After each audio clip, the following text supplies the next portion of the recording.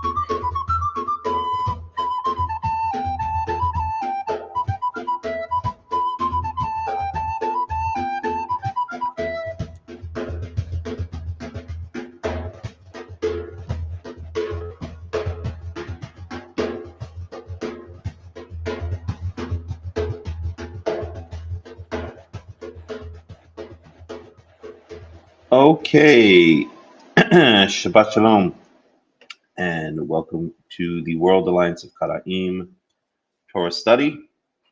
I am your host, Hakham Melech ben Yaakov of the World Alliance of Qara'im and of Karaite Insights, and we are going to be starting the book of Leviticus today. We finished the book of Genesis. We finished the book of Exodus.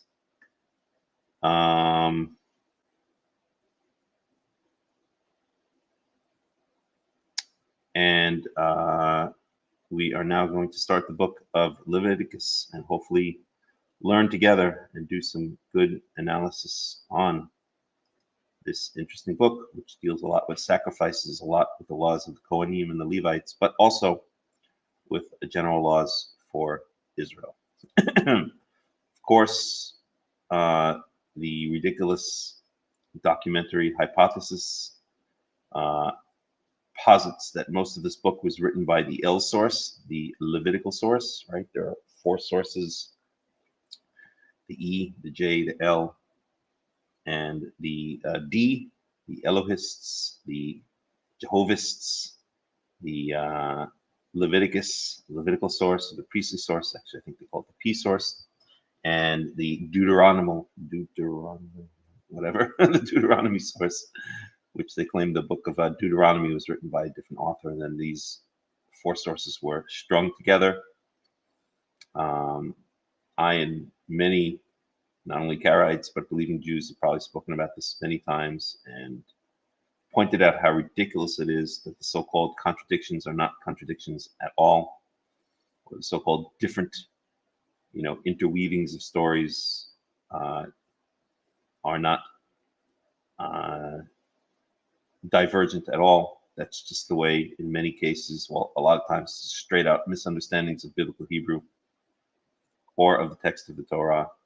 But even where it's not, even where there is repetition, or I won't even say slight divergences, let's just say slightly different versions of stories, or one story may give one perspective, another story may give another perspective, or one story may add some information, and another telling of the story within the Torah may add another or other piece of information. That's just the way ancient texts work. They were more rambling. They were more associative. Think of almost like Wikipedia. When you go into Wikipedia and you start looking at an article, and then you come across a hyperlink. Oh, and you follow that hyperlink, and that leads you to another hyperlink, and you follow that. And then after about 3 or 4 hyperlinks, you're like, oh wait, what was I researching?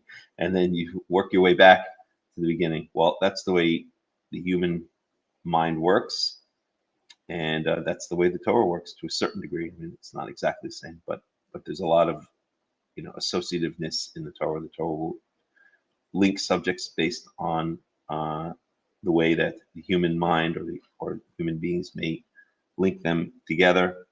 And just want to make sure I have sound going on here. It should. Yeah. And And just as human beings, when they tell a story 2 or 3 times, may add different details depending on the context or depending on who they're telling it to or when they're telling it. So the Torah does the same thing. And one of the mistakes that I guess Western culture makes when it analyzes the Torah is it expects this, scientifically perfect document according to Western standards, according to exact, I guess, Socratic.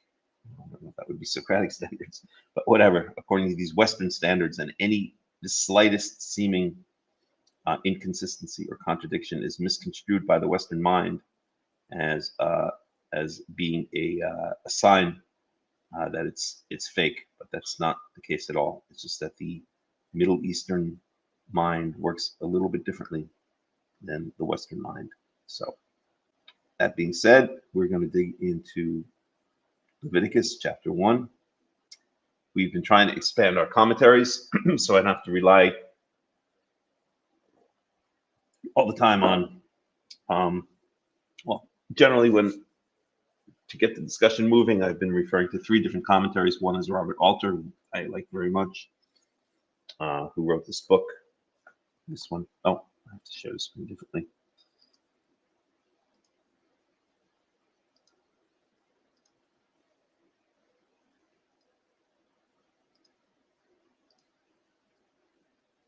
There we go. Who wrote this book? No, not that book. This book. The Hebrew Bible. I think you're right. Wrote first the 5 books of Moses, but this is a translation and commentary for the entire Tanakh, which is excellent, quite an accomplishment. And I really like his stuff. I don't always agree with him, but it's good to get the discussion going. I've also been relying sometimes on the translation of Everett Fox, the Shokin Bible, and he's good too. And then lately, and also we used to do a lot of Rashi, a couple of laughs, because Rashi, as I always say, is the worst Torah commentator ever in the history of Torah commentators. I mean, I have never run into a commentator who is so bad and so wrong so many times. Although, sometimes I must say I do get some insights from the dude. We'll call him the dude. So we've been looking into Rashi sometimes. We've also been looking lately. So those are the 3 sources that I've kind of referred to in the past. And now we're trying to expand our horizons a bit. So we've been going more into the Ibn Ezra, who's great. I really like his commentary. I mean, it's very, very pshat commentary. Rabbinical Jews like to say that Rashi is pshat commentary, but Rashi's not pshat commentary. That's ridiculous. That's insanity. Rashi is a lot of midrash, a lot of Talmudic lore and midrashic lore, and on top of that, he also kind of takes this Western approach of trying to find these minor inconsistencies, which are not inconsistencies at all, and then derive meaning from them. So I don't have a lot of respect for Rashi at all. As I say, I think he's the worst Torah commentator in the history of Torah commentators. But so be it. So we've been doing with the Ibn Ezra, and then we've been doing, this site Bible Hub has a whole bunch of different commentaries, most of which I never heard of before in my life. The Ellicott's commentary for English readers, the Cambridge Bible, et cetera, right? So we've been choosing a couple of these at random, and that's been great. Some of them are really good, as a matter of fact. And some of them are a little bit preachy. Some of them have a Christian,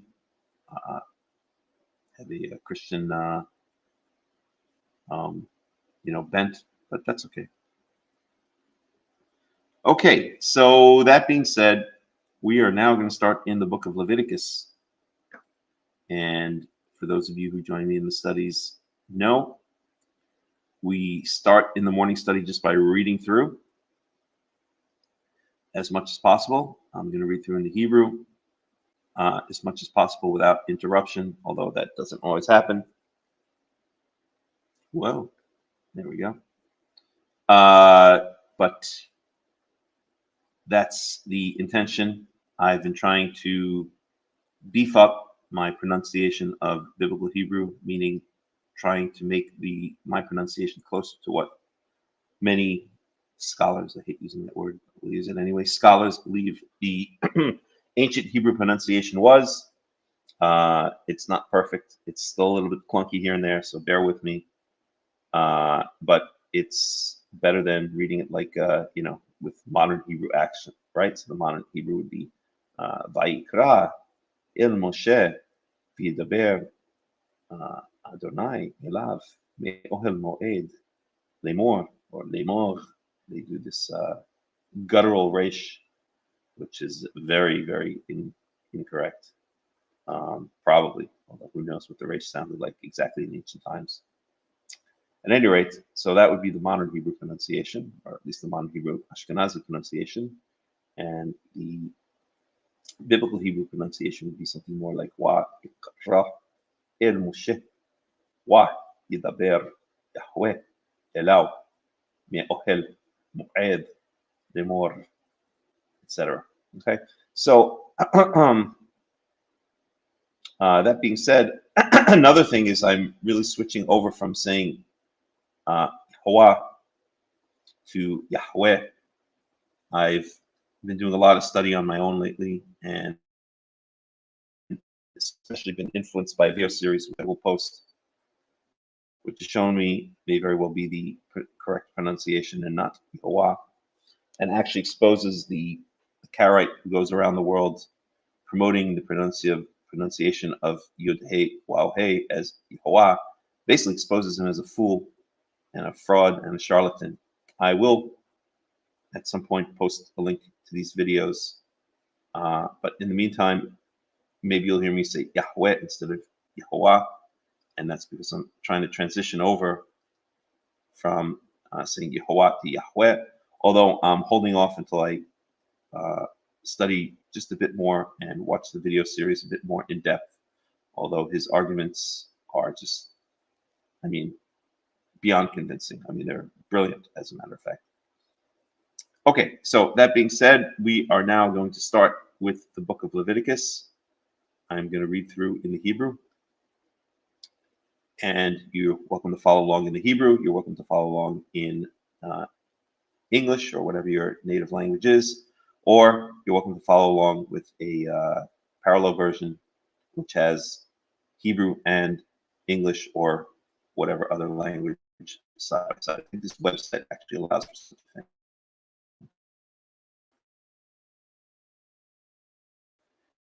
One, and then you pick another context.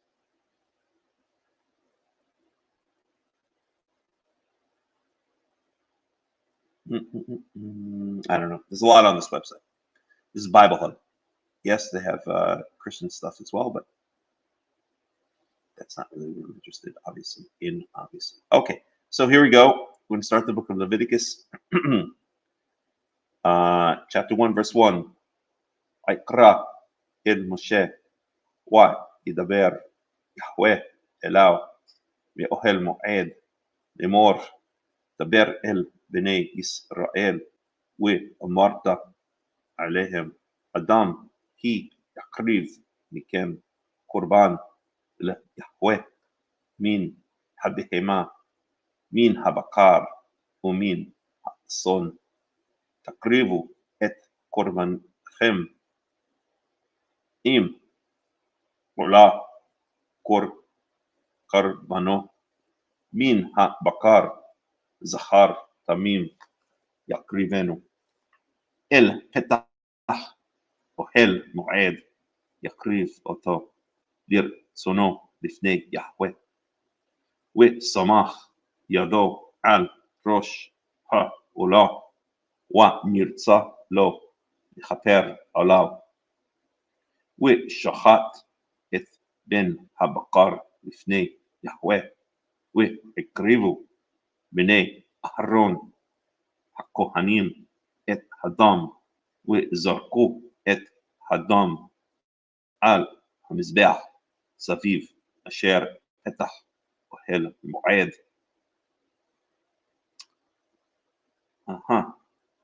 והפשיט את העולה וניתח אותה לנתחיה ונתנו בני אהרון הכהן אש על המזבח وأركو عدسين על האש وأركو בני אהרון הכהנים את הניתחים את הראש ואת הפדר על העצים אשר על האש אשר על המזבח.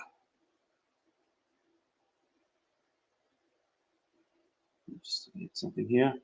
وقربوا كرعوا يرحץ במים והתיר הכהן את הכל המזבח עולה אישה ריח ניחוח ליהווה. Verse 10. So we're in Leviticus chapter 1, verse 10. ויהי מן הצאן קורבנו, מן הכבשים ומן העזים לעולו זכר תמים יקריבנו, ושחט אותו על ירך המזבח צפונה לפני יהווה, וזרקו בני אהרון הכהנים את דמו על המזבח סביב, וניתח אותו וניתחו, ואת ראשו ואת פדרו, וערך הכהן אותם על הכבשים אשר על האש אשר על המזבח. והקרב והקרעים ירחץ במים, והקריב הכהן את הכל, והקטיר המזבח עולה הוא אישה ריח ניחוח ליהווה. ואם מן העוף עולה קורבנו ליהווה, ויקריב מן תורים או מן בני היונה את קורבנו, ויקריבו הכהן על המזבח, ומלק את ראשו, והתיר המזבח,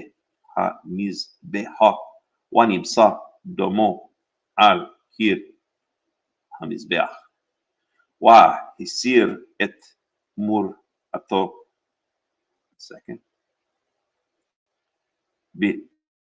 בנוצתה, והשליך אותה אצל המזבח קדמה אל מקום הדשן, ושיסה אותו בכנפיו, לא יבדיל והתיר אותו הכהן המזבח על העצים אשר על האש, עולה הוא אישה ריח ניחוח ליהווה. So just to sum up here, in this first chapter, it's giving basic information about what are called burnt offerings. In Hebrew, it's called an olah.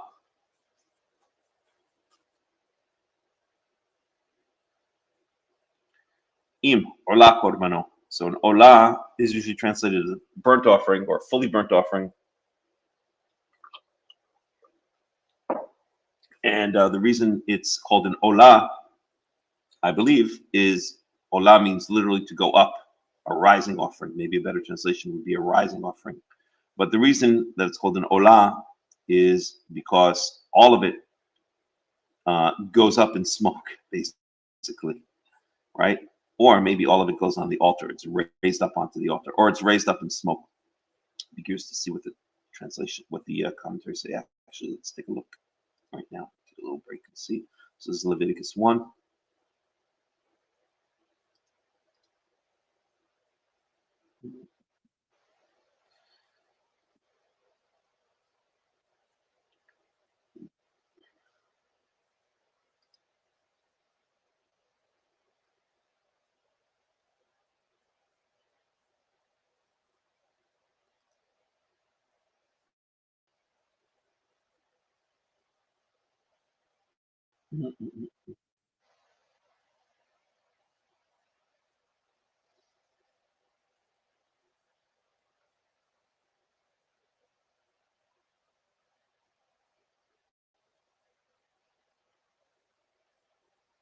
Okay, so he doesn't really mention it. But okay, so olah, the way I've always understood it is it's called an olah, which means to go up, because all of it goes up in smoke. There's not any part that's not uh,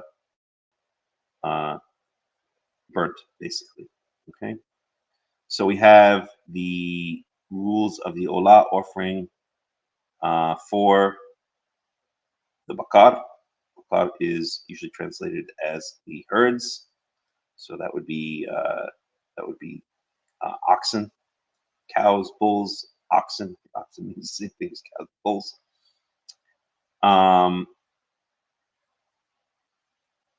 And then over here we have from the tzon.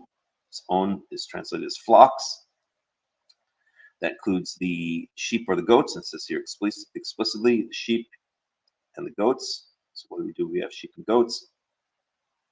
And then we have the oath. So for the oath, we have to bring from the Torim or the Bnei Yonah. So Torim is usually translated as turtle doves. Bnei Yonah is usually translated as pigeons or can't remember the other one. Yeah, pigeons, I guess. Okay, so that's that. So that's the Olah. Now we can go into Leviticus 2. And by the way, let's just see how far this parsha.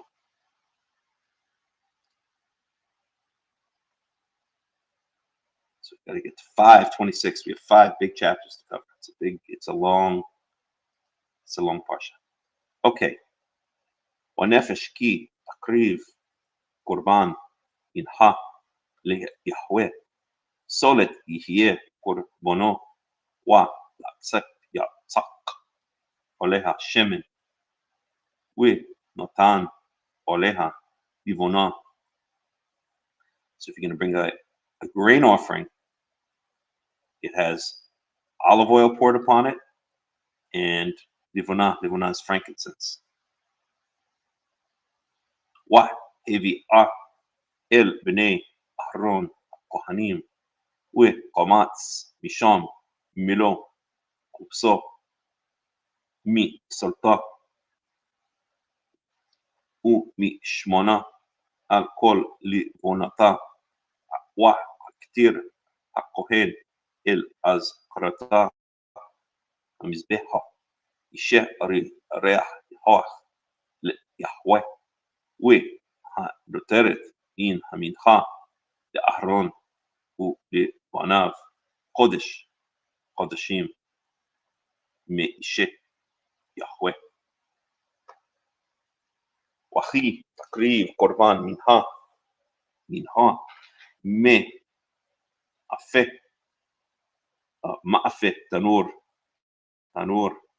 סולת חלות מצות בלולות בשמן ורקקי מצות משוחים בשמן, ואם מנחה על המחבת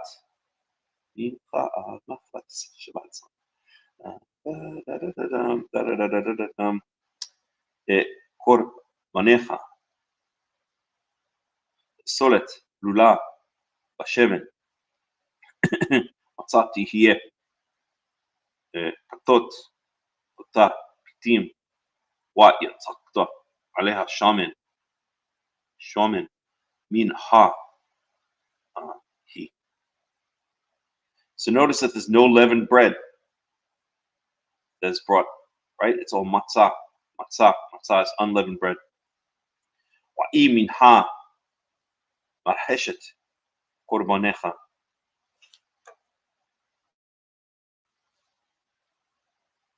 Solet bashemen te'aseh. Wa'hiveta et haminha asher ye'aseh me'ela le'yahweh. ויקריבה אל הכהן, ויגישה אל המזבח, והרים הכהן מן המנחה את אזכרתה, והתיר המזבחה שריח ניחוח ליהוה, והנותרת מן המנחה לאהרון ולבניו קודש קודשים יהוה. So what happens in a grain offering?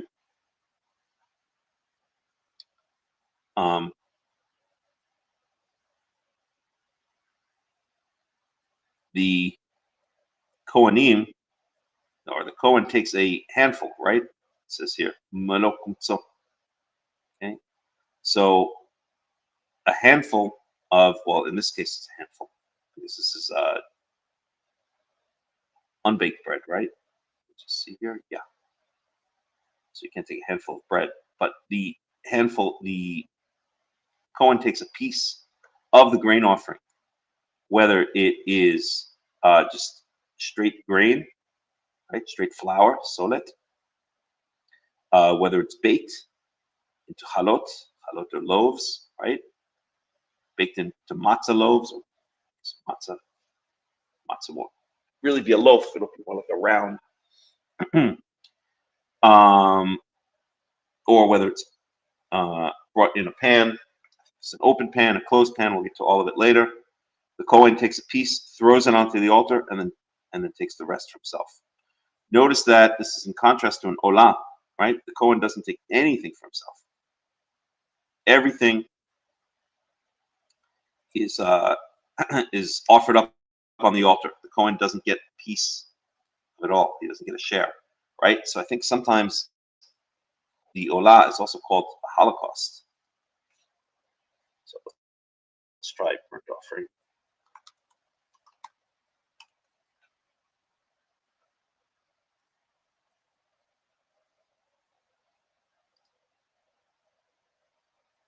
Right.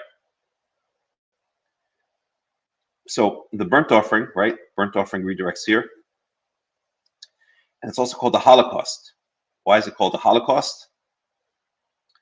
Because Holocaust means, if you break it down, I think it's two Greek words. Holo means complete, like whole, and cost means to burn. Like caustic substance is a substance that burns, like acid, right? It's caustic. So Holocaust means completely burnt, right?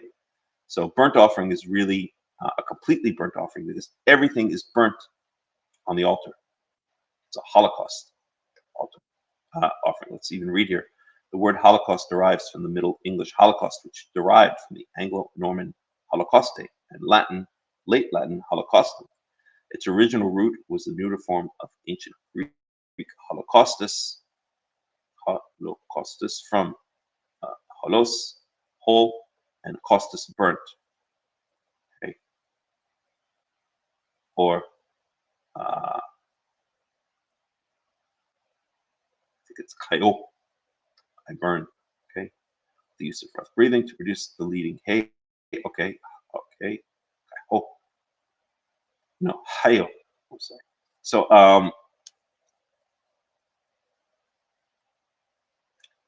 no, hayo. Oh, I'm not sure. Okay, at any rate, so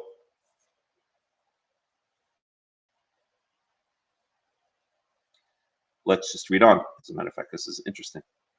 So that's what Holocaust means. It means thoroughly burnt, and that's why a burnt offering, right, is referred to as a Holocaust because it's thoroughly burnt on the altar, as opposed to the grain offering, where the Kohanim get a piece.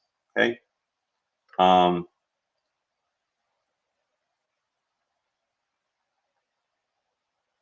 let's see what else we can do here. Actually, excuse me, I just have to take a break for 2 seconds to take care of something, and I will be right back. So,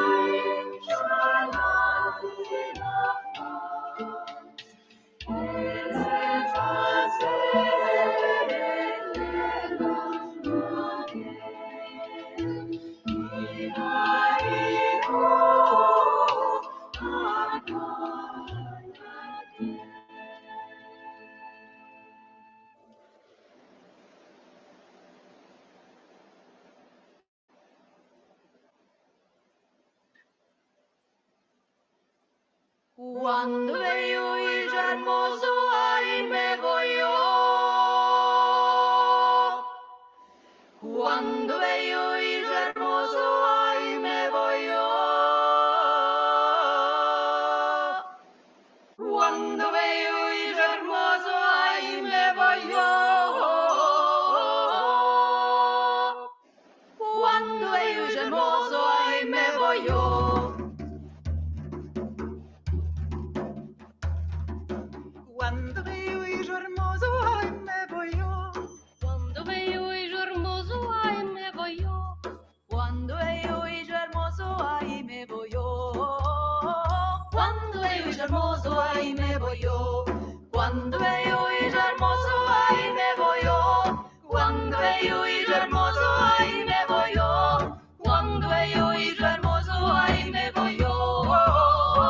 Quando veo il hermoso, ahí me voy yo. Con la espada, sin la espada, Sin las paras, si me las se non me danno, io lo può tomare.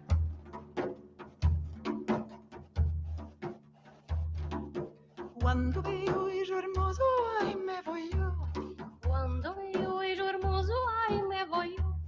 Quando veio il hermoso, ai me voglio. Quando veo il hermoso, ahí me voy yo. Quando veio il hermoso, ai me voglio. Quando veo il hermoso, ahí me voy yo. Quando veo il hermoso, ahí me voy yo. Quando veo il hermoso, ahí me voy yo. Con las paras, Con las paras, sin las paras, sin las paras, si me las se me danno, io lo può tomare.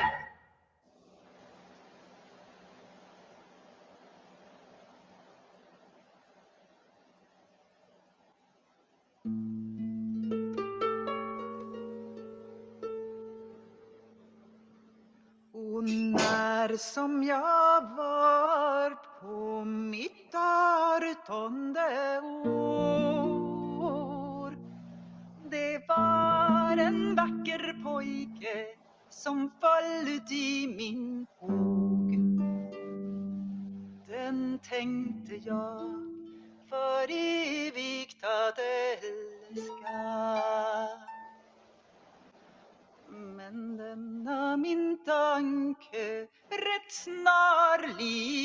försvann. Det var en annan flicka som lades i hans famn. Den kallar han för rosendeblom.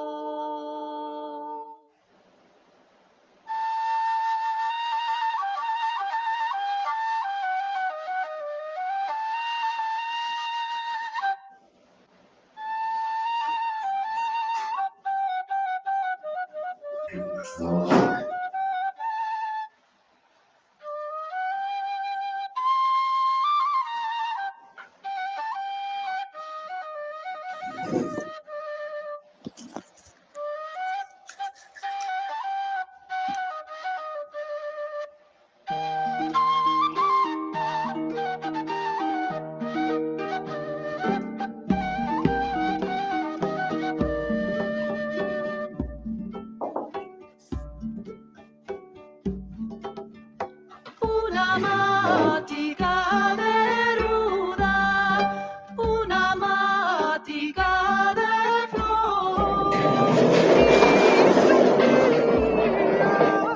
Querida, y mi amiga te la dio. Hija mía, querida, y mi amiga te la dio. Una matica de ruda, una matica de flor, me la dio un mancebito que de mí se enamoró, me la dio un mancebito. Okay, we are back. So let's reshare the screen. Stop screen. Share screen. Window.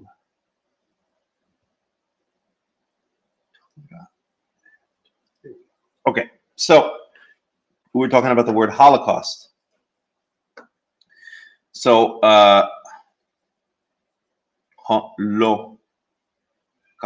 in is one of the two chief verbs of Greek sacrifice, in which the victim is utterly destroyed and burnt up, as opposed to thui, so to share a meal with the god and one's fellow worshippers, commensal sacrifice. In the latter, the edible parts of the sacrificed animal were roasted and distributed for festive celebration. Excuse me for 1 second.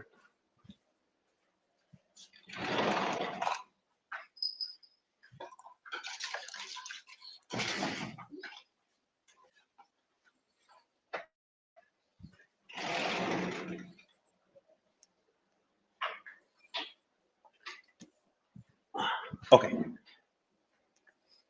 Whereas the inedible parts were burnt on the altar, those being God's share. That's not very fair, is it?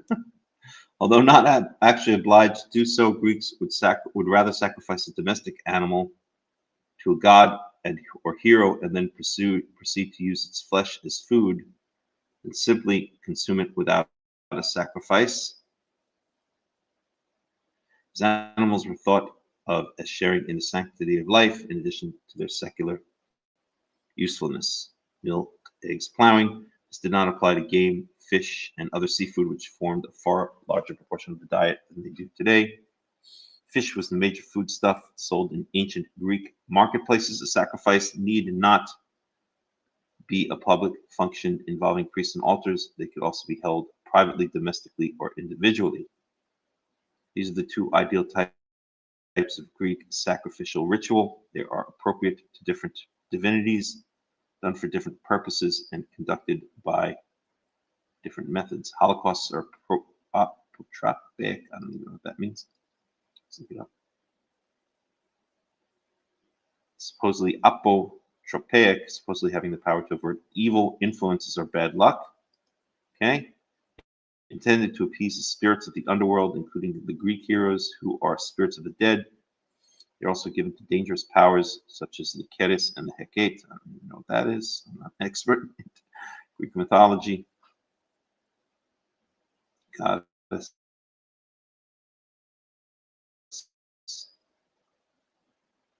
Okay.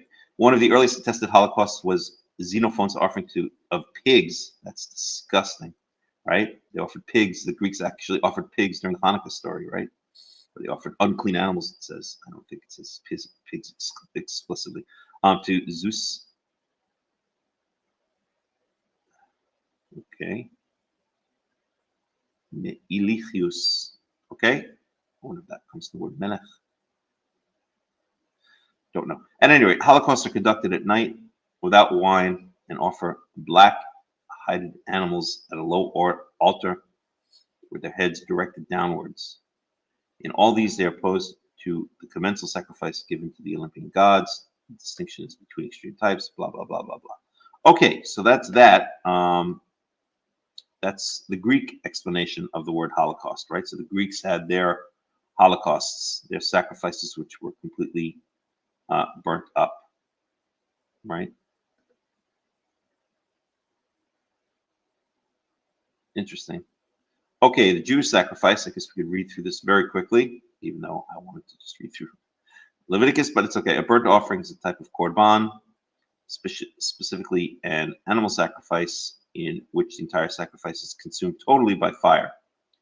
When the Jewish scriptures were translated into the Koine Greek Septuagint, the translators used the Greek term halakautin to translate the Hebrew olah. So that's where we get it. Okay, so halakautin and olah. But olah doesn't intend, well, it might. Olah is a rising offering. So maybe, again, maybe the word olah implies the fact that the whole thing goes up in smoke. This form of sacrifice, in which no meat was left over for anyone, was seen as the greatest form of sacrifice and was the form of sacrifice permitted to be given at the temple by Jews and non-Jews. The whole offering is believed to have evolved as an extreme form of the slaughter offering, which the portion allocated to the deity increased to all of it. So the slaughter offering, that would just be the zevach. And we'll talk about that.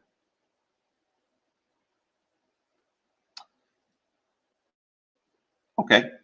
In slaughter offerings, oops. In slaughter offerings, the portion allocated to the deity was mainly the fat, the part which can most easily be burnt. So that's the zevach. That's not the olah, where everything is burnt. The animals, having first been checked to ensure they were free from disease and unblemished, were brought to the north side of the altar and killed by either the offerer or a priest. The animal's blood was carefully collected by a priest and sprinkled around the altar. Unless the animal was a bird, its corpse was flayed and the skin given to the priest, who was permitted to keep it. In later times, more powerful priests took possession of the skins from the lesser priests, and it was declared that the skins should be sold, with the proceeds being given to the temple in Jerusalem. Okay. The flesh of the animal was divided according to detailed instructions given by the Talmud, blah, blah, blah. And then and I don't see any indication here, right? So here it says, so I think this is all Talmudic.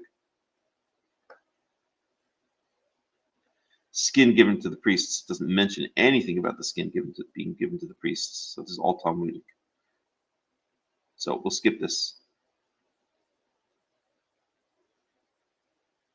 Flesh of the animal was divided according to detailed instructions, blah, blah, blah. It would be then placed on the wood of the altar, which was constantly alight due to the large number of sacrifices carried out daily and slowly burnt. After the flesh, including any horns and goat's beards, had been reduced to ashes, usually the following morning, the ashes were taken by the priest to a ritually clean location outside the sanctuary and dumped there.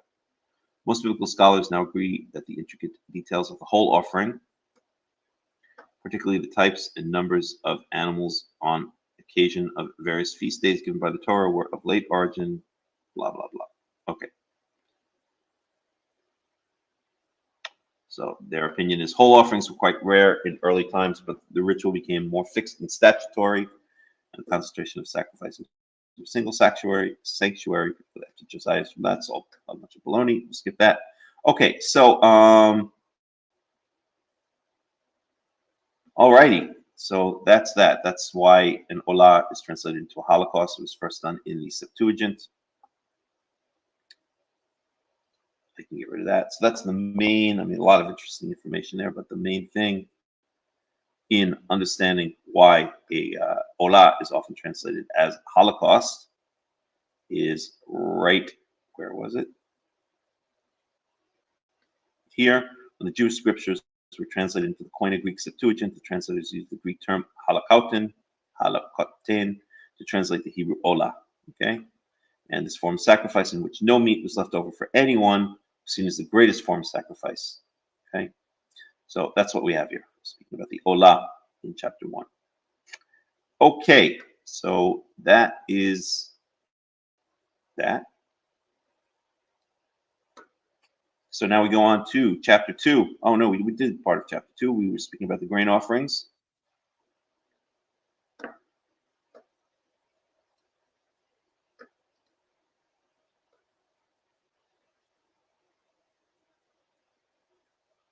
And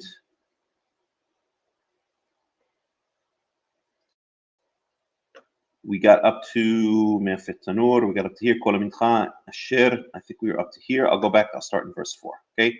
Achi takriv korban mincha ma'afet tanur soleth halot masot bilulot bashemen u rikkai masot mishuhim bashomen wa'im mincha al hamahbat קורבנך סולת בלולה בשמן מצה תהיה פתות פתה פיתים ויצקת עליה שמן מנחה היא ואם מנחה מרחשת קורבנך סולת בשמן תעשה וחיבית את המנחה אשר יעשה מאלה ליהווה והקריבה אל הכהן והגישה אל המזבח והרים הכהן מן המנחה את אזכרתה. So here the Kohen gets a portion. They call it an azkarata, a remembrance, a memorial. I guess they translate it as, yeah, memorial. They translate it as here. So that here in the grain offering, the Kohen gets a portion. I'm sorry, that's what goes onto the altar. And the Kohen gets the rest.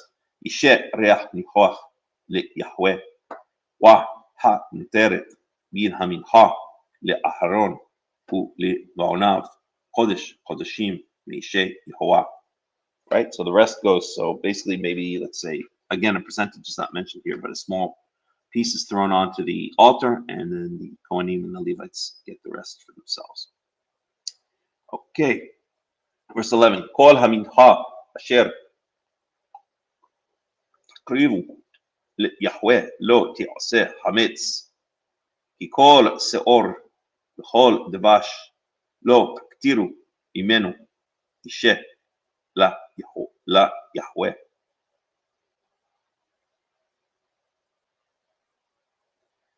So, yeah, so there's no hametz and there's no honey. So, yeah, we'll get to analysis later, but I would like to, I'm curious, I'm just thinking out loud here. So it says, Lo ta'aseh hametz ki kol seor v'chol dvash. So seor is what we would call leavening agent. Dvash is honey. Okay, specifically, this is probably going to be bees honey, I would imagine. And is the chametz being broken down into seor and dvash, right?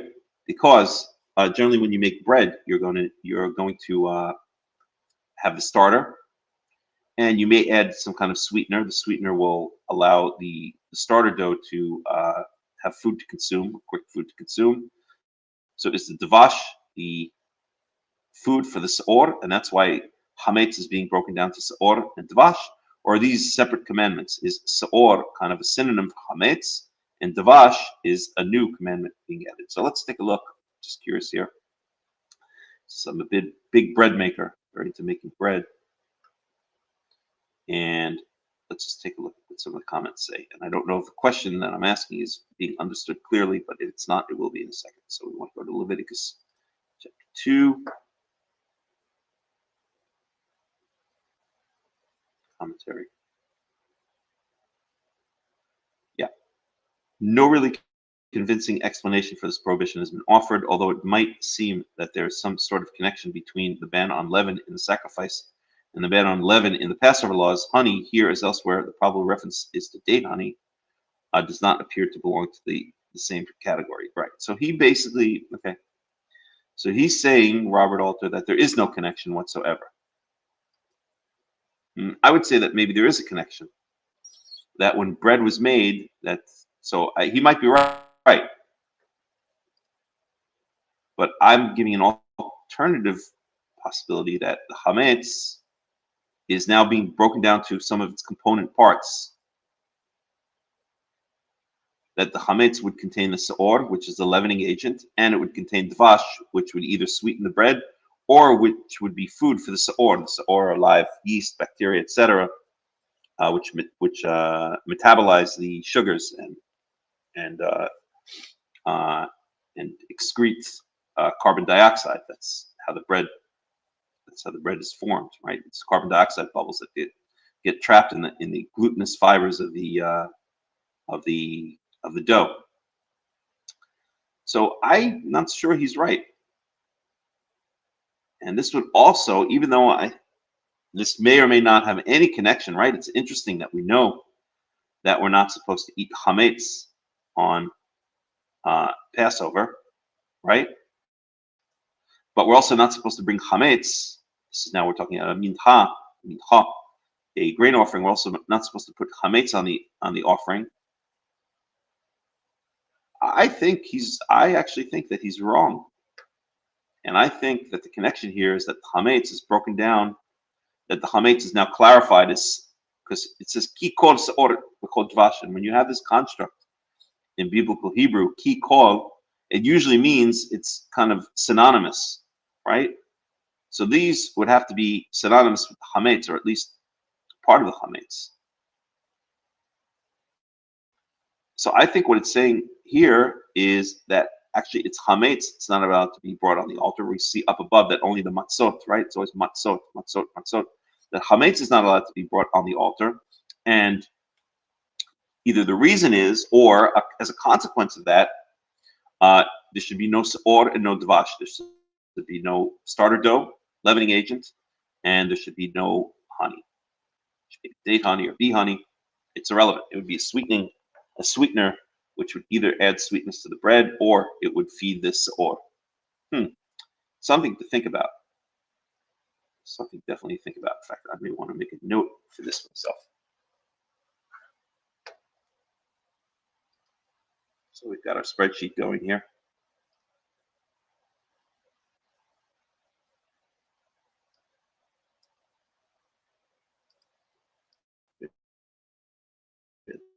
A whole bunch of things, and I want to put it under interesting.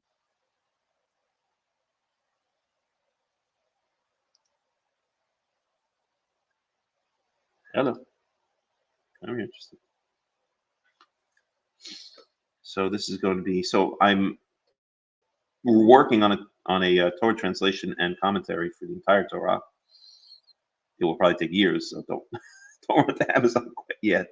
But I would like to mark this down. So this is Leviticus 2:11.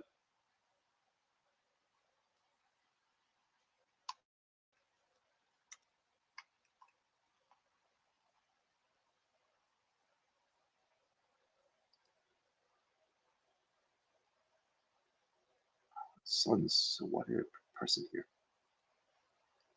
Subject. So we'll put here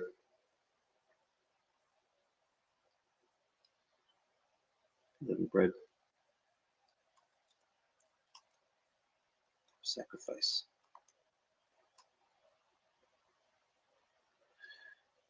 So after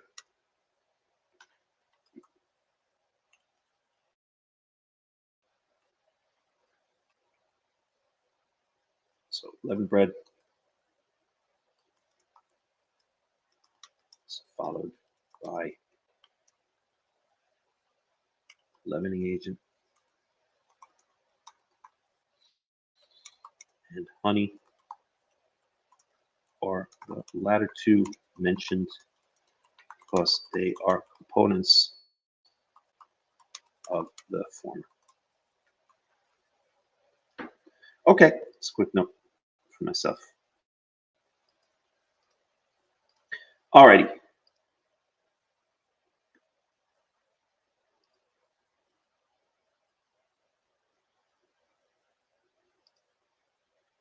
All right, so that's that. We've got a whole bunch of different spreadsheets going, which help us kind of catalog, make sense of some of the things in the Torah. At any rate, I'm going to go with that, right? In fact, we could compare. Let's compare to, for 1 second, let's bring up, so it's going to be Exodus. I'm having a mental block. Where is it? It's 13.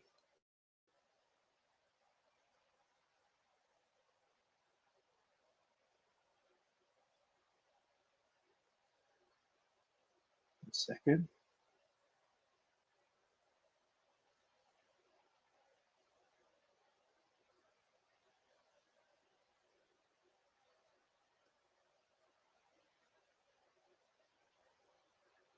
We can do it this way. Hold on a second. We grab this word seor.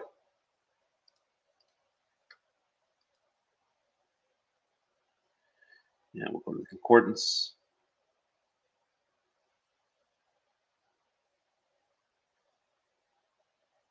So let's look at Exodus 12:5 for a second.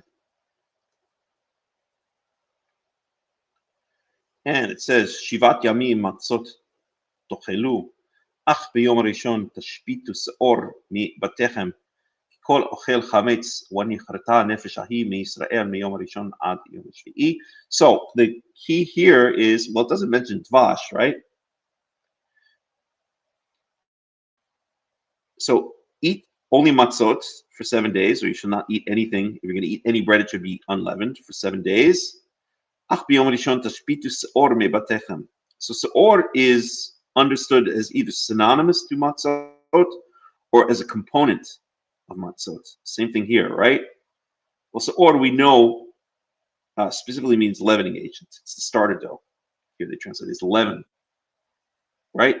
But here it could be synonymous. These could just be meant to be synonymous with each other, or seor could meant to be a component of the matzot. I mean, it is a component of the matzot. There's more than just the seor, but that doesn't mean that it's not used here as synonymous. But let's go with the component hypothesis, because that would be more in line with what we see here with my hypothesis in Leviticus 2:11. Let's go with that hypothesis. And let's see.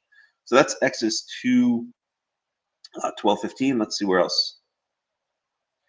Shivat Yamin. So Exodus 12:19. Just a couple of verses later. Says, Shivat Yamim seor lo yimatzeh bevatechem kikol ochel machmetzet wanichrata nefesh ahi me'atat Yisrael beged bager u'be'ezrach haaretz. So it's kind of the reverse, okay? Seor lo yimatzeh bevatechem. There should not be found any leavening agent in your houses, because anyone who eats machmetzet, and the Karaites believe that machmetzet means any fermented foods. That's stupid and ridiculous. When I say the Karaites, I mean the traditional Egyptian Karaites. I've debunked this many times. That is just a ridiculous interpretation. So they won't eat yogurt, they won't eat cheese, they won't eat anything fermented. What they don't realize is everything is basically fermented, because if you leave a pot of I don't know, leave bread out. Oh, maybe bread's a bad example, but if you leave oatmeal out for a little while, it's going to start fermenting. Okay. At any rate, that's neither here nor there. But what I believe it means is it's just a synonym for chametz. So it might as well just say chametz there. Oops. Oh, yeah. Just close that history.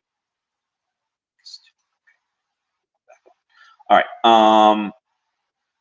But that's neither here nor there. The point here is, again, we have this. Is this synonymous with this, or is this a component of that? It's here. It would seem almost synonymous, not component, right? But it could be component. All right. Let's look here. Exodus 13:7.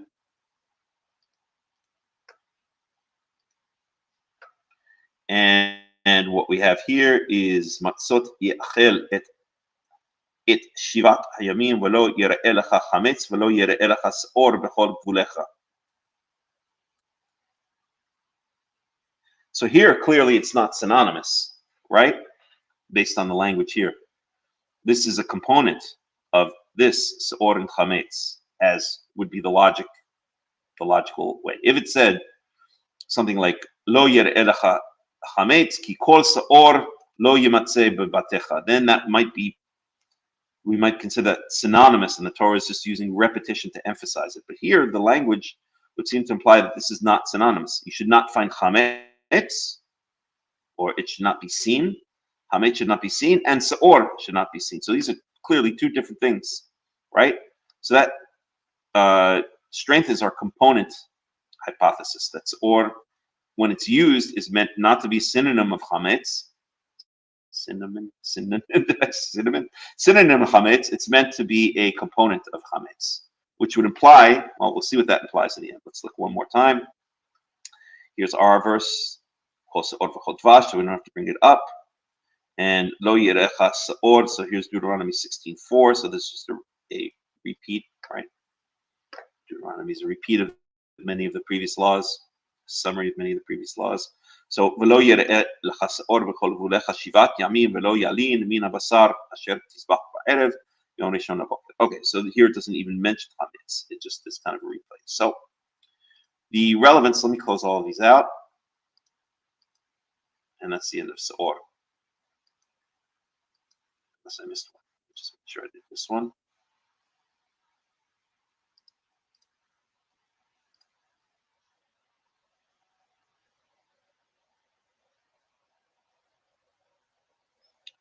No.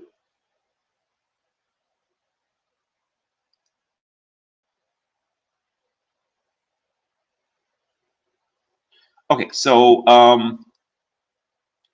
I think the point being here is when it says "V'chol mincha asher takrivu li Yahuwah lo te'aseh hametz ki kol seor v'chol dvash lo taktiru imenu ishel li Yahuwah," that actually what this means is that seor and dvash would be components of the chametz.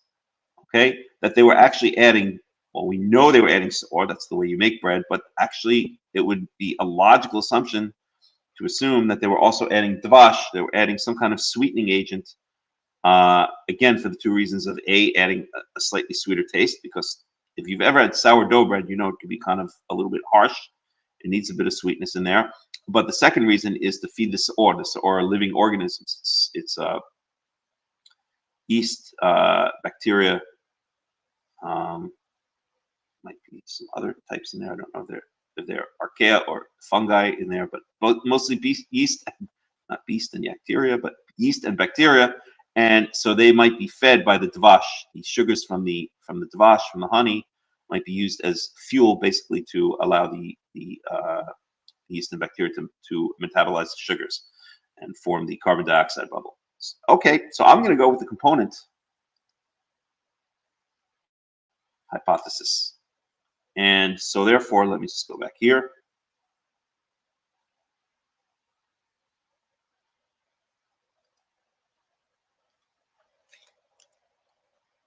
This is the this one. highlight this idea of components. Put this in capital. Okay. Nah, not necessary. Okay, so that's that. So if that is the case, then this Robert Alter's comment is incorrect, right?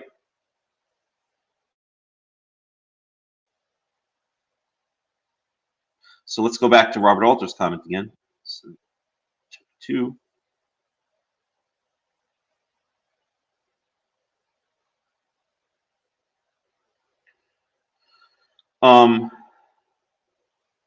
No really convincing explanation for this prohibition has been offered, although it might seem there's some sort of connection between the ban on leaven and the sacrifice and the ban on leaven and Passover laws. Honey here, as elsewhere, the probable reference is to date honey does not appear to belong to the same category. So he says it does not belong to the same category. In fact, of course, we know it is not mentioned with the chametz or in the Passover. So maybe that's the reason, that would be one argument against the component hypothesis, that actually honey is something different and special. But I don't think so. I think this is actually wrong, and I think that here we have seor and davash are components of the chametz. Okay, let's move on. Lo taktiru mimenu ishe leYehovah. This is just a fire offering, anything that goes on the altar, basically, as opposed to an olah, right, which we said is a holocaust or burnt offering, fully burnt offering. And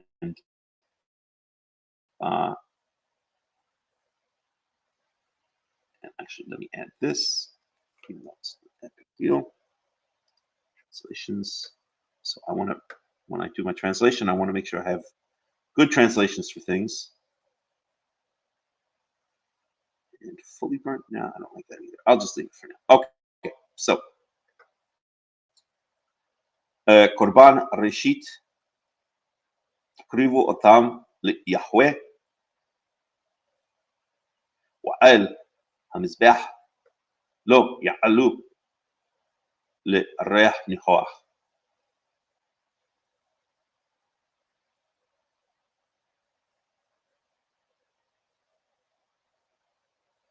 So I think it's talking about the first fruits in this case, right? Let's just see here for 1 second.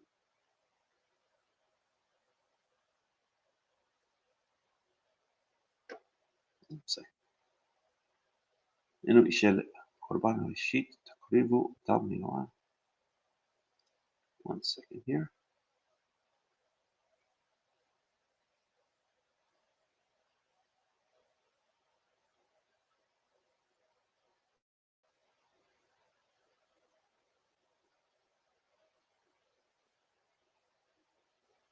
Right, okay.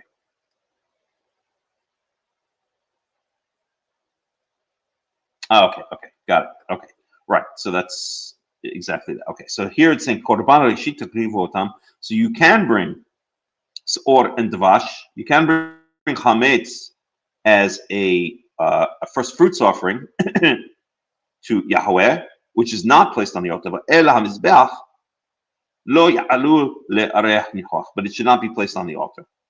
So that's saying that chametz can be brought as a first fruits offering. But it's not burnt up. It's just given to the Kohanim. The entire thing is taken by the Kohanim for their consumption. Okay, verse 13. V'chol korban min chotcha ba'melach timloch ולא תשבית מלח ברית אלוהיך מעל מנחתך על כל קורבנך תקריב בלח. Okay, so salt has to be offered with all of the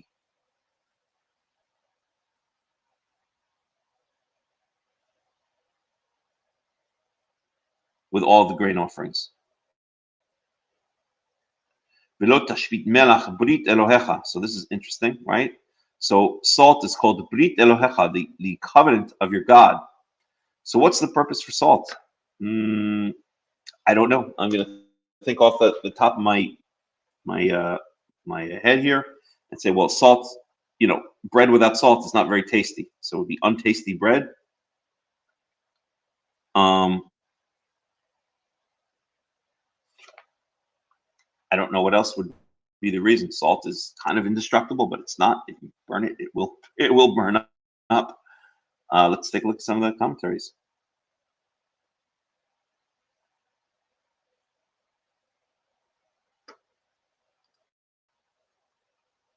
And 1 second. Tashbit Melech, Brit Elohecha. So I'm sorry. So according to Robert Alter, and I think that makes a lot more sense, it's not salt as, see, this comes from my rabbinical background, where they always say that salt is part of the covenant, or salt is called the covenant of God. But here, Robert Alter, I think, correctly translates, "V'lo tashbit melach brit Elohecha." Do not take salt out of the covenant of your God, meaning the covenant of your God is referring to the sacrifice, specifically the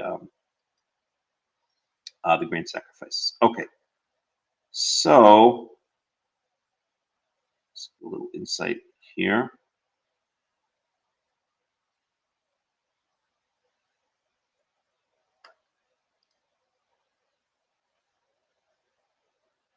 So that's verse 13. Again, the translation according to Robert Alter is, "In every offering of your grain shall season with salt. You shall not leave out the salt of the covenant of your God from your grain offering."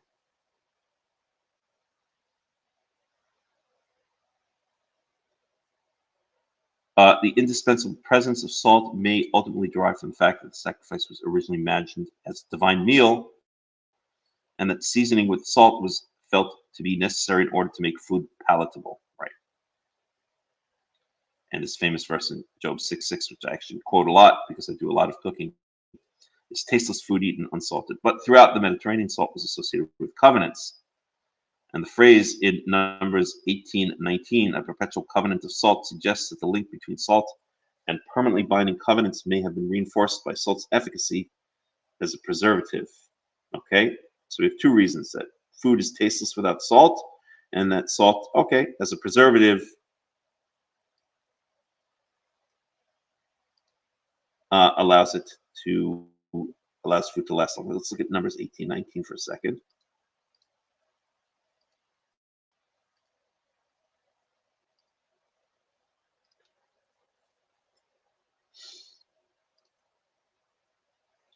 So 18:19,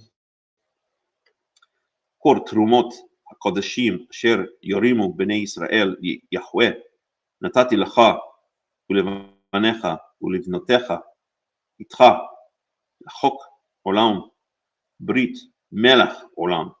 So here we do have brit melech olam, a covenant of salt, or an eternal covenant of salt.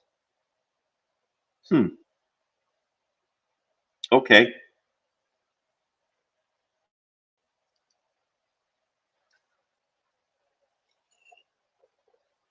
Alrighty, fair enough. Let's move on.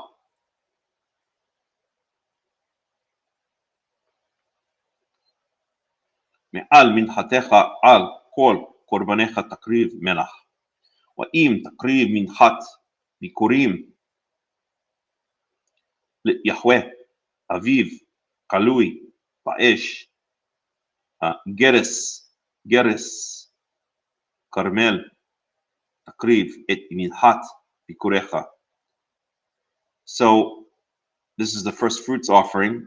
First fruits, I guess, would refer in this case to the barley offering. So Aviv Kalui, Aviv we know is, or we believe is translated as in green ears, or I think they translate as in the boot or something like that.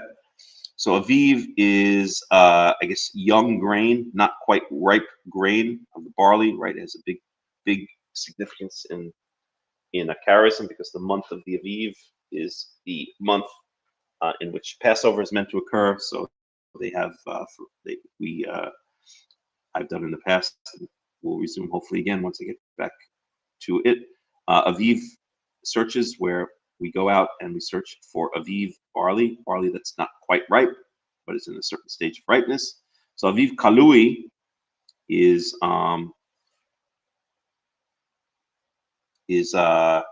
roasted aviv, so roasted young grains of barley, I'll call it. Okay, ba'esh, kalui ba'esh, and geres. Geres is like pounded, or like we'll call it pounded carmel. So carmel is fully ripe grains. Okay, tukriv et minchat bikurecha.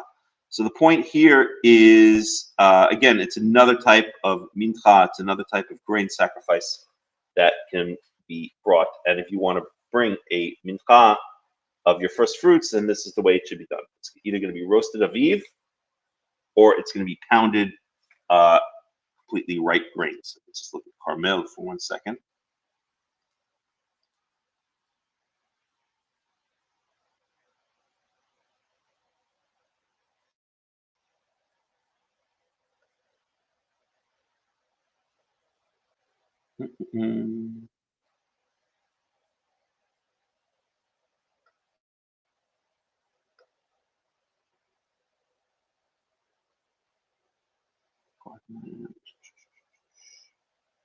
Fresh Fruit Garden Growth by Metonymy. Interesting.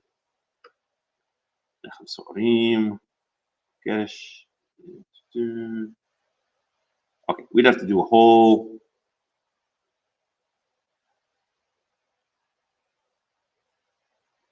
study on that, which I don't want to do right now.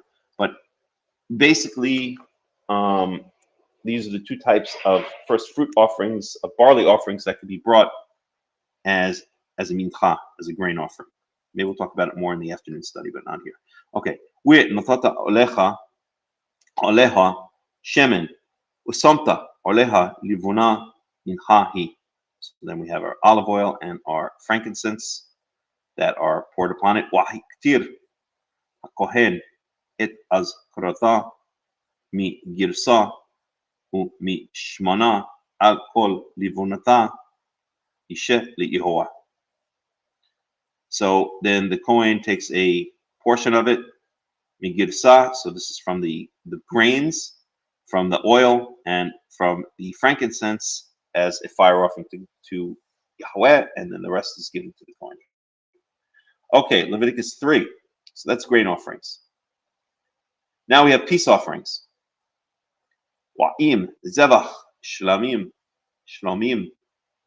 korbono, im min ha-bakar, hu makriv, im zahar, im nikeva, tamim yakrivenu, לפני יחווה, וסמך ידו על ראש קורבנו, ושחטו פתח אוהל מועד,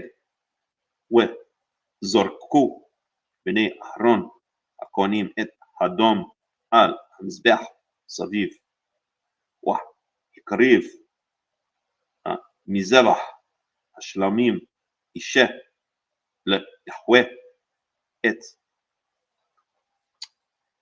החלב המכסה את הקרב ואת כל החלב אשר על הקרב ואת שתי הכלויות ואת החלב אשר עליהן אשר על הכסלים ואת היותרת על הכובד על הכליות יסירנו והתירו אותו בני אהרון המזבחה על העולה אשר על העצים אשר על האש אשר ריח ניחוח ליהווה. ואי מין השאון. So let's just summarize here.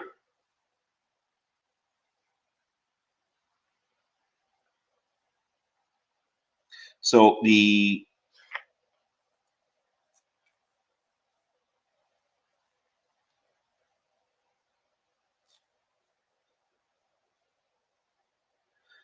the person slaughters his sacrifice, or maybe the Kohanim can also slaughter it, but the person slaughters his own sacrifice, and then the Kohanim, they sprinkle the blood that's collected around the altar.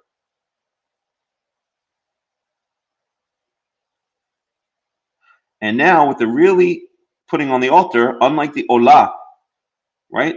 They're putting the fats, the chelev,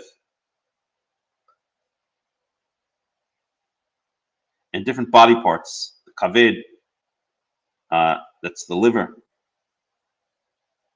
I'm sorry, the klayot is the kidneys. So basically the fats are going on the altar.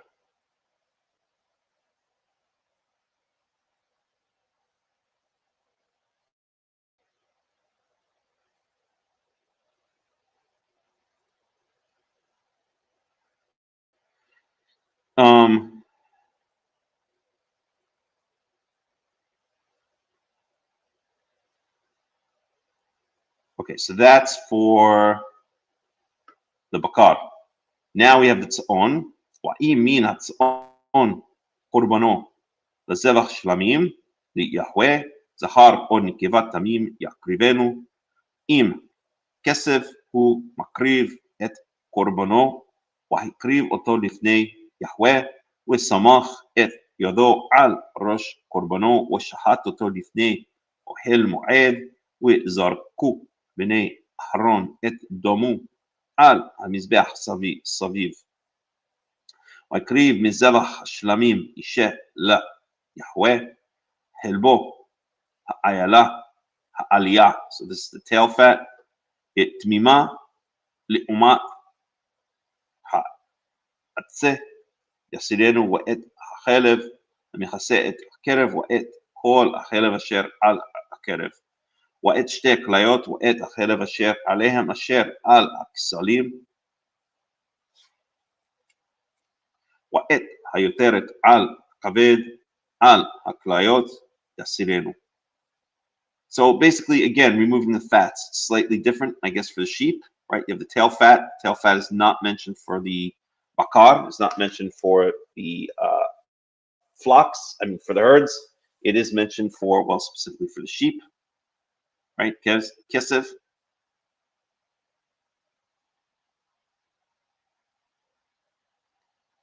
And we're going to get to the goats next. So this is specifically for the sheep. So it's basically saying which fats to remove. ושתי כליות ואת החלב אשר עליהם אשר על הכסלים ואת היותרת על הכובד על הכליות יסירנו הקטירו הכהן המזבחה להם אישה ליהוה. Okay, so basically what's saying here, just as it is with the bakar, with the herds, so you remove the fats, you throw them on the altar, and the rest goes to the Kohanim. Okay, now we have the goats.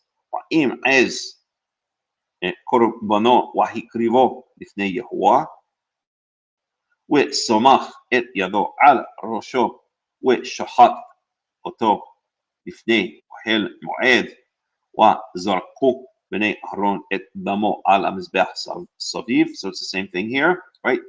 The person slaughters it himself and then collects the blood, gives it to the Kohanim sprinkle it around the altar. ויקריב ממנו קורבנו אישה ליהוה, את החלב המכסה את הקרב, ואת כל החלב אשר על הקרב, ואת שתי הכליות, ואת החלב אשר עליהן, אשר על הכסלים, ואת היותרת על הכבד, על הכליות יסירנו. So again, similar kind of things. I'm not a butcher, and I'm certainly not an expert on the different body parts of these animals, aside from just knowing anatomy of animals in general. I guess we'd have to speak to we'd have to speak to a butcher to get all of the details, and I am not a butcher. In fact, I'm a vegetarian. I do eat fish once in a while. So all of this is kind of almost irrelevant to me, and I do believe that animal sacrifices will not be brought back in the future, but that's neither here nor there. That's a different discussion. And anyway, at any rate, وحقترام كهن המזבחה לחמישה לריח יהוה כל חלב ליהוה קט עולם לדורותיכם בכל מושבותיכם כל חלב כל דם לא תאכלו. lo tochelu.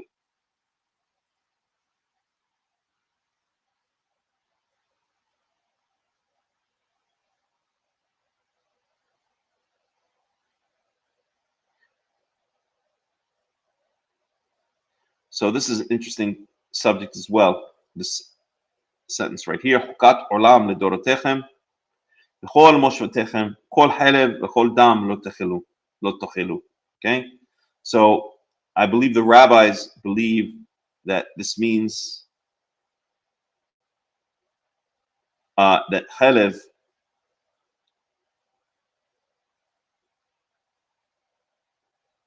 Well, no, I don't want to misquote them, so I'm not 100% sure. I'd have to check. But at any rate, what this is clearly saying is that wherever we are, right, wherever we are in the world, we should never eat the chalev. We should never eat these parts. And of course, we already know we should never eat blood, right? So this was already given back in the story of Noah, that blood should not be eaten, right? It should be spilled on the ground. So now we're also being told that these chalev parts, these fats, should never be eaten. So then the rabbis, if I'm not mistaken, believe that the fats can be eaten as long as they're not brought as sacrifices, that this is not a general statement. This is just referring to sacrifices. And the Karaites generally believe that this is a general statement, meaning that no fat and no blood can ever be eaten. It could go either way, right? We know already that not eating blood in general is a commandment that's given to all of mankind. So this could be just a reiteration of that. And this prohibition against eating chalev, against eating fats, could therefore also be a general statement. Or we see here this is all in the context of sacrifices. So one could say that this is specifically related to the sacrifices. So of the sacrifices, we should never eat the chalev or the dam. Okay, well, we know we're not supposed to eat dam in general, but nowhere else does it say we're not supposed to eat chalev in general. And so, therefore, I believe the rabbis claim that the chalev can be eaten as long as it's not the chalev of a sacrifice. And therefore, there's the controversy of the aliyah, the tail fat of the sheep. If I were not a vegetarian, then I guess this would be more important to me. But I am a vegetarian, so it's completely irrelevant to me. But on shawarmas around the Middle East, shawarma is supposed to be shawarma or gyros, gyros. They call it gyros. They call it in Greece, in Turkey. I think they also call it shawarma. In fact, it might be a Turkish name, if I'm not mistaken. So you know what a shawarma is, or a gyro is, like gyros. So what they do a lot of times is, well, it's really supposed to be made out of sheep meat, right? They're supposed to take these layers of sheep meat and put them on the spit, on that long, pointy thing, and on the skewer. And but to save money, they don't do that. What they do is they take cheaper meat, like I think turkey meat or maybe even chicken meat, some kind of cheaper meat. Oh, here's the cat bag. Avi. Okay, so 1 second. Okay, so they take cheaper meat such as turkey or chicken, and then to give it a sheep taste, they'll take the tail, or maybe just the tail fat. They'll take some piece of the tail, but basically they'll take the fat of the tail of the sheep and they'll put it on top of that pile of meat, and so it will drip down onto the meat and give it kind of a taste of sheep. And that's what I know they do this in Israel, and therefore Karaites traditionally will not eat. Karaites who are not vegetarians like me will not eat shawarma because the chalev of the aliyah of the tail fat is being dripped onto the shawarma. Okay, so the big question here is: this a general statement, or is this a specific statement relating to the sacrifices? Let's see what Robert Alter has to say about the issue. Later on, we'll look at some more commentaries, but just as initial commentary. So this is 17. And is 3.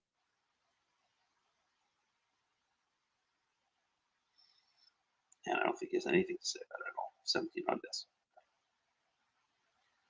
Okay, the prohibition on consuming blood is grounded in the idea of sacredness of life. Genesis 9:4, that's referred to before with the end when Noah comes off the ark. He's told not to eat blood. The prohibition on eating fat seems strictly related to the fat that is reserved for the deity alone in the sacrificial rite. Right? And if one follows Douglas, because it marks a barrier of exclusion in a system of analogies between body and sacred cosmos. I have no idea what the hell that means. And if one follows Douglas because it marks a barrier of exclusion in a system of analogies between body and sacred cosmos, it is instructive, I don't even know what that means, it is instructive that when the 17th century antinomian messianic leader Shabtai Tzvi wanted to demonstrate to his followers that he was empowered to abrogate the Torah, he chose to demonstrate this by public consumption of suet, the violation of a seemingly arbitrary prohibition and a violation that could scarcely have given him much pleasure. Okay, so I think if I could pick apart what Robert Alter is saying here, he's basically saying that fat in general, this halev, cannot ever be eaten because it's reserved for God. Okay, so it doesn't matter whether you're bringing it as a sacrifice or not. It should not be eaten. And it would be interesting to see.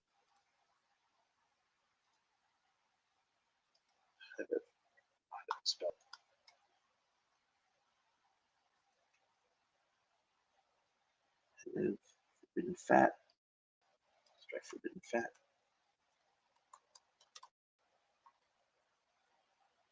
There we go.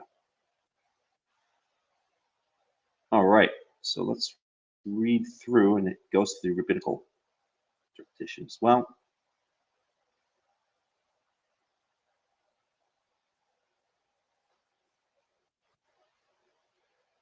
So, chalev, or what is known as suet, is the animal fats that the Torah prohibits Jews from eating, Leviticus 7:23. Not even up to that yet.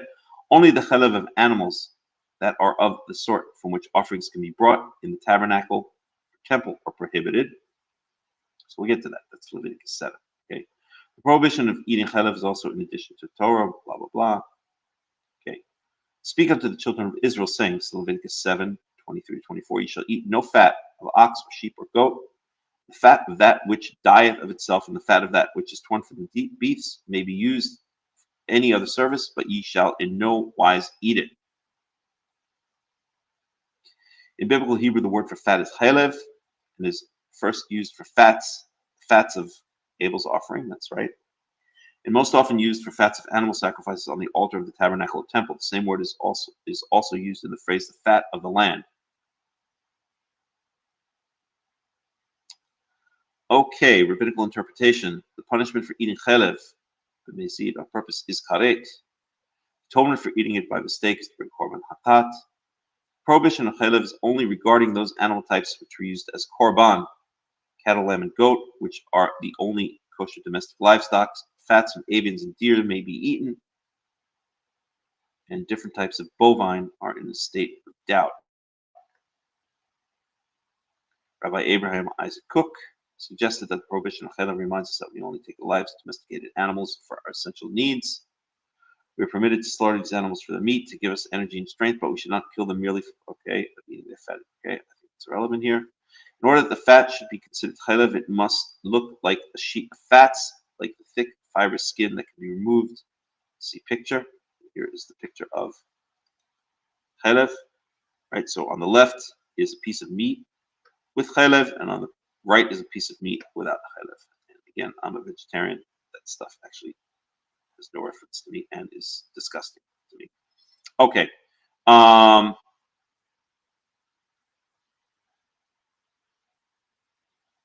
Some tendons and muscles are removed due to the rabbinical law since they are neighboring and resolving.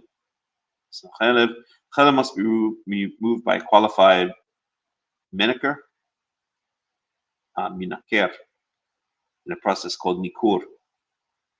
Okay. The fats surrounding the kidneys are called chalev haklayot and are considered non-kosher. Sheet of fat, abdominal fats, which is covering the interior of the abdominopelvic cavity, is real chalev. except in some regions where it is covered with muscles, not with skin or tendon. However, even when it is covered with meat, some fat, which is still forbidden. Okay, we can skip this. Digestive system fats. There are many fats around the digestive organs, such as the stomach and intestines. One must be highly educated and trained in order to identify them. And here we get to the tail fat. Tail fat of the fat-tailed sheep. And that's a fat-tailed sheep. I don't see tails, but I do see a lot of butts, sheep butts. Whatever. Strangely tempting. No, just joking. Okay. So where were we? Before I made that horrible joke. Called aliyah in Hebrew is a large fatty membrane located on the hindquarters of certain breeds of sheep. So let's look at the picture again, actually. So it's on the hindquarters. So I guess this is the tail fat here. These are actually tail fats. These sheep buttocks. I guess the tail fat, not the tail itself. I don't even see tails here. I know that a lot of farmers will cut off tails from the sheep. Okay, so I guess that's the tail fat. And we got a bunch of sheep mooning us. Okay, I understand why we don't want to eat that. Okay, so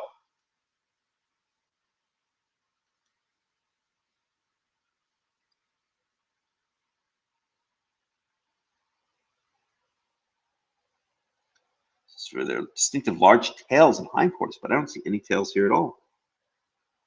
What am I missing? Again, maybe the tails were cut off. I know that farmers will cut off tails of a sheep so that they don't get dirty. Okay, so at any rate, so the tail fat of the fat-tailed sheep, called aliyah in Hebrew, is a large fatty membrane located on the hindquarters of certain breeds of sheep.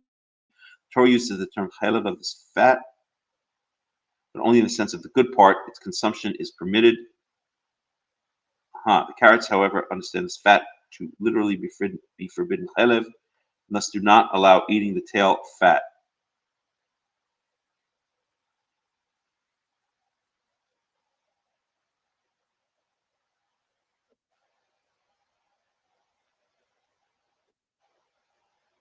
Rabbi Yehuda Halevi, in his 12th century work, The Kuzari, questioned the practicality of the Karaite position. Where exactly does the prohibited fat end? Some might prohibit only a tip of the sheep tail, while others, that's an irrelevant point. He's just trying to say that you need the oral law. Okay, so this is the point here. Okay, so the Torah,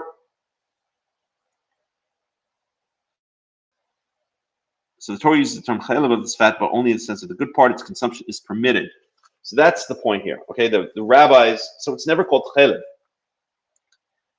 So it's not that the rabbis think that chalev can be eaten in general. It's just that this aliyah is never called chalev.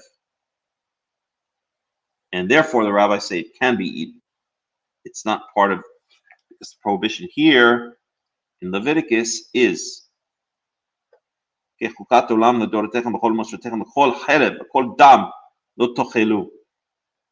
so the rabbis are over literalizing in a sense, or maybe they're correct, but they say here that because chalev is forbidden to be eaten, right? In all your generations, throughout all your habitations. So since the aliyah is not called chalev, it does not fall under this prohibition. Well, let's take a look at that for a second. So we go back to sheep.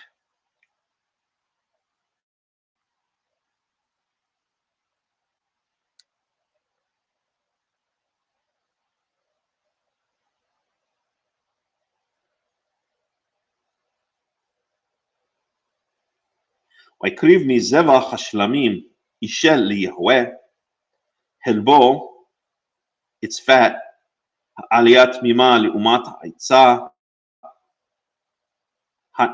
העצה, יסירנו ואת החלב המכסה את הקרב, את החלב אשר על הקרב.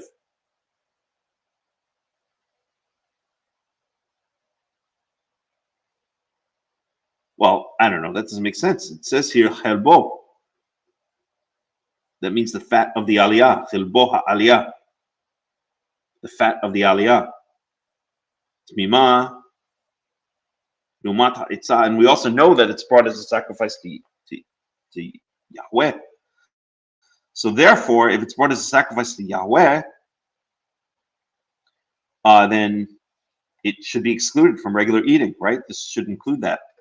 So I'm not really sure why the rabbis don't say it's not called, or say it's not called chelev.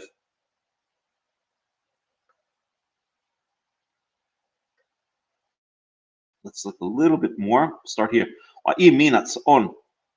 קורבנו לזבח שלמים ליהוה, זכר נקבת תמים יקריבנו. So if from the flocks the sacrifice is coming, לזבח שלמים as a peace offering ליהוה to God, זכר נקבה תמים יקריבנו. It should be an unblemished male or female.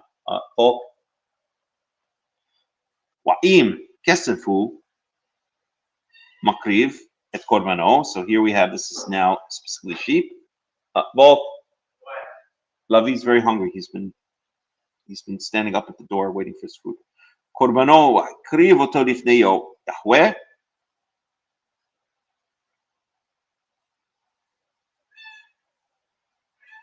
You gotta get. I can't have cats meowing in the background. It disturbs me. So please put her outside or put her elsewhere. Okay, get her out of here. Okay. Take care of Lavi, please. Okay. וסחט ידו על ראש קורבנו ושחט אותו לפני אוהל מועד וזרקו בני אהרון את דמו על המזבח סביב. So that's the general preparation, right? Let's go to 9. ויקריב מזבח השלמים אישה ליהוה. So should sacrifice from the peace offering a fire offering to Yehovah. Helbo ha'aliyah, the fat of the aliyah. So it seems like it's being called chelev just because I don't know why the rabbis would even say that's not being considered chelev. Tmima is helbo ha'aliyah tmima. So the complete, all of the fat of the aliyah.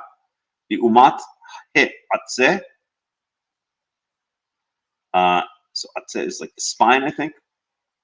Yasirenu. Shaliyawah helbo aliyah tmima liumat ha'etzeh. So I guess, again, this butcher would have to be an expert here, but I guess up until or right up against the spine, or until it reaches the backbone, right? Yasirenu, wa'et ha'chelev ha'mechaseh ha'kerev, wa'et kol ha'chelev asher al ha'kerev. So I guess what they're saying here is that this is chelev, and this is not called chelev, this is called chelbo. So it's just regular fat, whereas this is forbidden fat. I guess that's what the rabbis are saying. We'd have to look a little bit more. Let's see if the word aliyah appears elsewhere.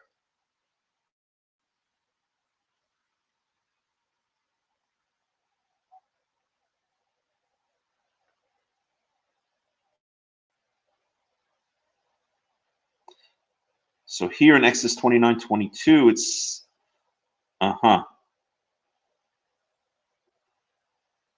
One second here. In Leviticus 7:3, the chelev is being distinguished from the aliyah. So let's take this as an example. Leviticus 7:3 says, "Kol helbo yakriv bimenu et aliyah wa et chelev v'mechaseh et hakerev." Well, that doesn't prove anything, right? This is the aliyah. Just is, again, it's a chelbo. It's part of the fat.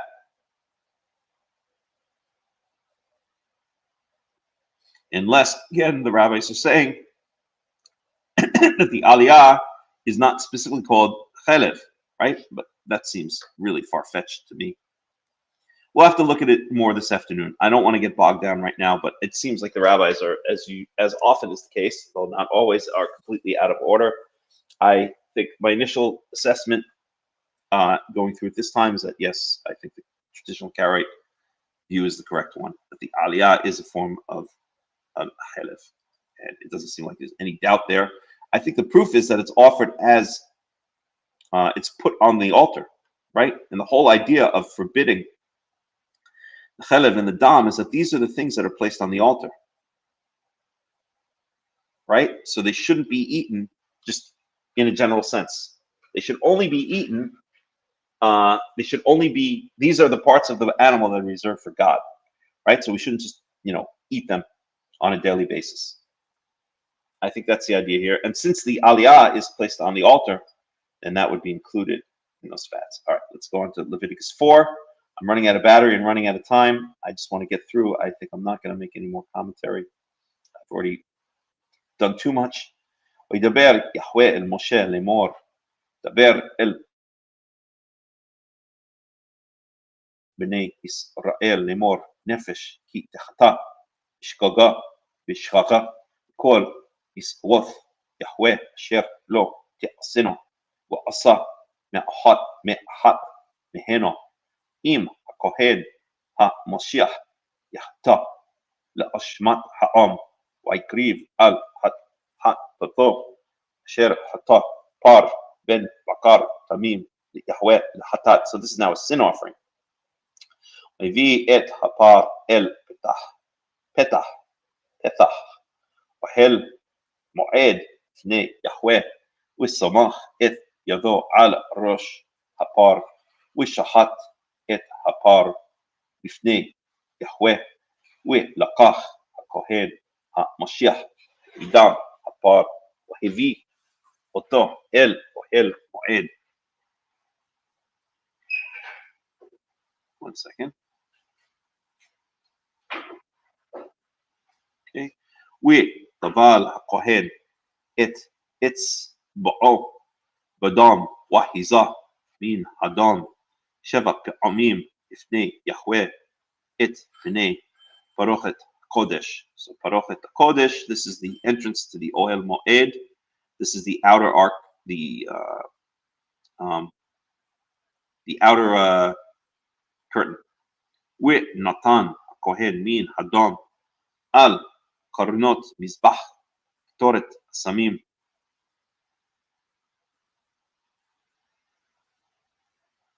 Actually, it's Parochet, maybe the inner Parochet, I'm not sure. Toret Samim Lifnei Yahweh Asher Be'Ohel Moed. وאת כל דם הפר ישפוך אל יסוד מזבח העולה אשר פתח אוהל מועד.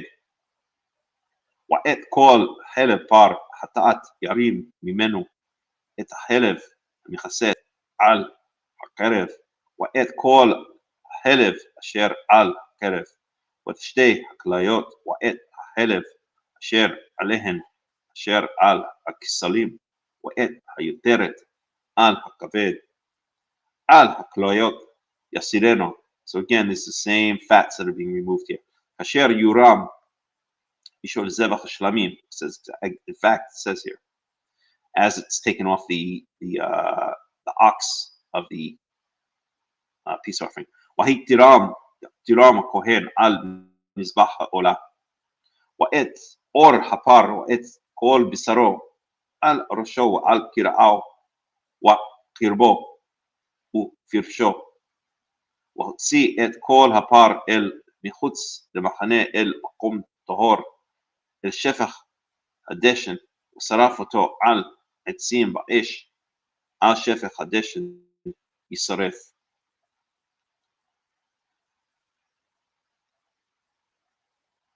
One second here.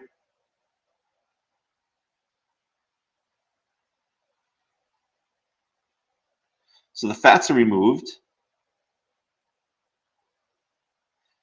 and they're burnt on the altar. That's here, verse 10. Now the rest of the animal, skin, the flesh, the head, the legs, the stomach, and even the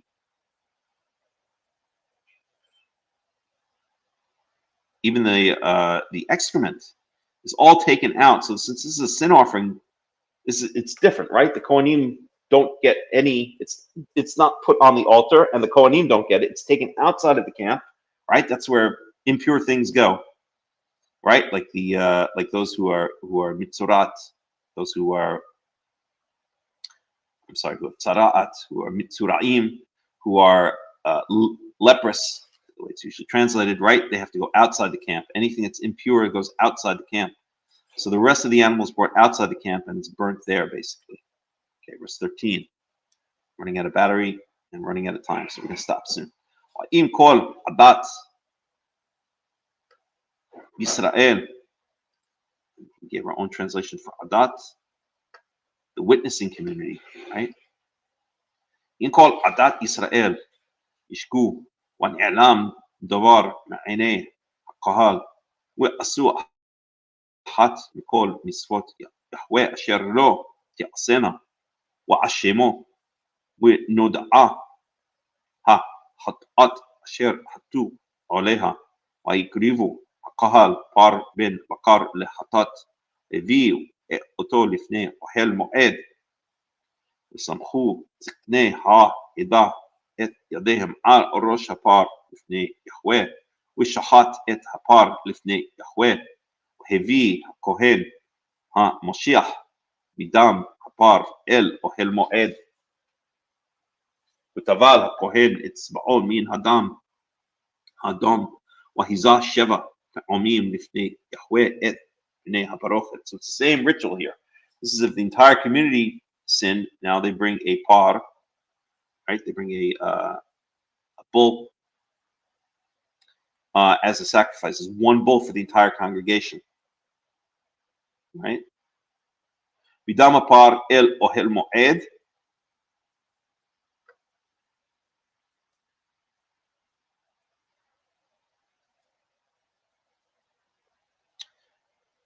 And verse 17, Wutabal Kohen etzba'o min hadam Oizah sheva pa'amim lifnei Yahweh et pnei parochet. So it's the same thing. Sprinkles, I believe, is exactly the same thing above, right? What was that? Parochet? Yeah. So sprinkles 7 times the blood on the curtain, and I believe this is a curtain. There are 2 curtains. There's the curtain that covers the outside of the Ohel Moed, and there's the curtain that separates the Kodesh area from the Kodesh Kedoshim. I think it's the outside one. ומן אדם ייתן על קרנות המזבח אשר לפני יהוה, אשר באוהל מועד, את כל הדם ישפוך אל יסוד מזבח העולה, אשר פתח אוהל מועד. So it's the same thing. So then, so he's going to rub some of the blood on the incense altar, and then the rest of the blood is poured around the base of the altar of sacrifice outside the Ohel Moed, right in the courtyard there, the same as it would be for the other sacrifice, for the peace sacrifice. ואת כל חלבו ירים ממנו והקטיר מזבחה, ועשה לפר כאשר עשה לפר החטאת, כן יעשה לו, וכיפר עליהם הכהן ונסלח להם. הוציא את הפר אל מחוץ למחנה ושרף אותו כאשר שרף את פר הראשון חטאת הקהל הוא. So basically it's the same ritual for this sin offering for the entire community, right? The animals killed, blood is taken and rubbed on the altars of the incense altar inside, which is kind of gross, right? I mean, you see that with the sin offering, a couple of things that are, I guess, kind of punishment are done, right? So the rubbing of the blood on the incense altar, imagine you're in the inside, right? This is like, there's no animals in there generally, right? This is the inside. This is inside the Ohel Moed. My battery's about to go dead, so I'm going to end this Torah study very soon. I'll pick it up this afternoon, right? But this is inside the Ohel Moed. You have beautiful incense there. You have the menorah there, right? The menorah is on the, remember, I think the incense, when you walk in, the incense altar is going to be on the right and the menorah is going to be on the left.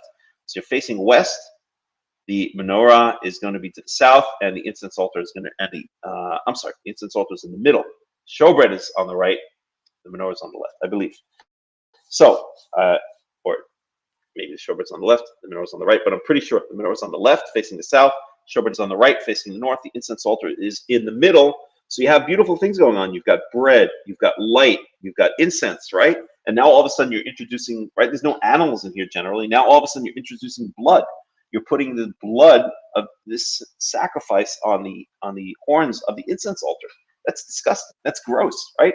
The blood, the animals usually stay outside of the Ohel Moed. They stay out in the courtyard where you have the copper altar, right, and the wash basin, right, kior, and the mizbeach, right. That's where the sacrificing, that's where the barbecuing is going on. And now all of a sudden you're introducing blood on the incense altar, right? There's something like it's almost punishment because it's sin, something gross, something disgusting about that. Okay, so at any rate, then after that, then we have the 7 times the blood is sprinkled on the parochet. Again, this may be the inner parochet that separates the kodesh from the kodesh kodoshim. I'm not sure. I'd have to look that up afterwards. Or it may be the outer parochet. I have to remember if the word parochet can apply to both of them, but we can check that afterwards. At any rate, it's sprinkled on this altar. I mean, on this curtain. Just 1 second. And טבע לכהן אצבעון מן הדם והיזה 7 פעמים לפני יהוה את פני הפרוכת. So he's already inside.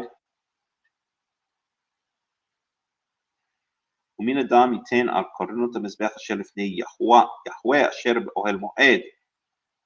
So this may be the inner parochet, because I think also on the Yom Kippur sacrifice he sprinkles blood 7 times on the inner parochet, and that also is kind of an atonement ritual. So this actually may be the inner parochet, the one that separates the area where you have the menorah, the incense altar, and the showbread from the inner sanctum where you have the